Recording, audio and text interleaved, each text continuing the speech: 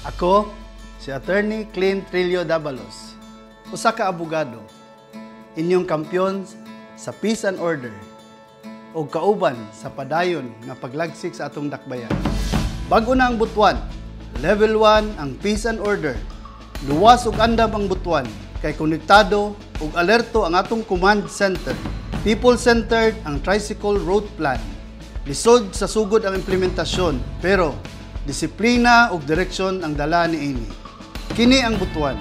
Puhon, Mindanao Disaster Resource Center sa Pinamangkulan, sentro sa kaluwasan ug tabang. Ug kung inyo akong suportahan ug buligan aron mahimong konsehal, una, mag-establish kita og barangay legal aid station aron duol ang hustisya sa katawhan.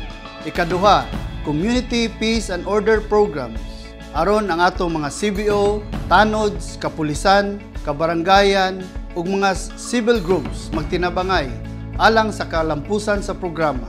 Ikatulo, ordinansa para sa disiplina sa kabatanunan. Kay ang kabataan nga disiplinado karon, leader og malinawon ug responsable sa ugma.